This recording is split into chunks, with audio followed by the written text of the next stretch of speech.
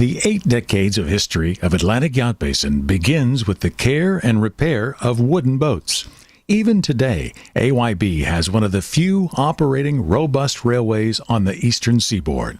Well, the company was pretty well created off of wooden boats before the fiberglass boats came in. Over the years, late middle 30s, all the way up until the fiberglass boats started coming in, you had the Trumpies, you had the Chris Crafts, the Matthews, the Consolidateds.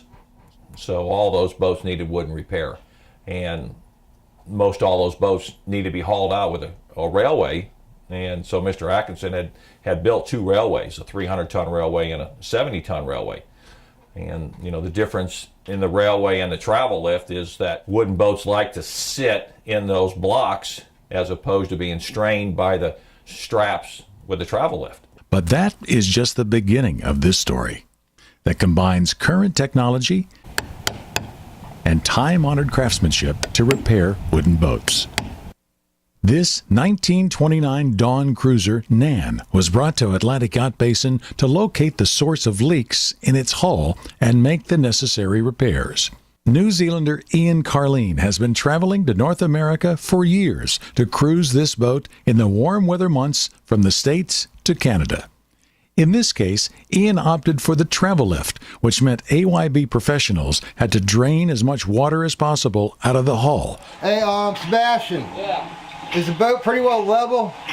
So this is our problem. We got water coming in You got water spewing in from the front, but you can't tell because it's coming into the holes.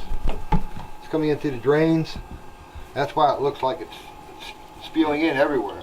He pumps this part out and then the water rushes back this way from the bow. So it might look like Right. there's a leak, but it's not really. It's not, yeah. Reducing the weight to take pressure off of the boat so it could be lifted and put on the hard without damaging this classic. It didn't take long to find the source of the leaks. For Ian, it's all part of boating that includes sailing around the world on a vessel he and his wife built. I met my wife when I was 2 years into building the boat. She sort of lifted the momentum to actually get the boat finished and get it in the water, and off we went at the ripe old age of our 20s. My wife just turned 20 when we took off, and I was in my mid-20s.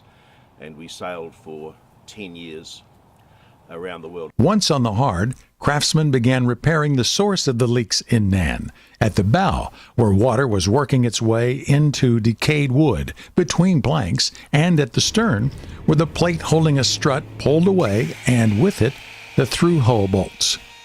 The repair has little resemblance to fiberglass, but for these professionals, working on wood boats is a passion.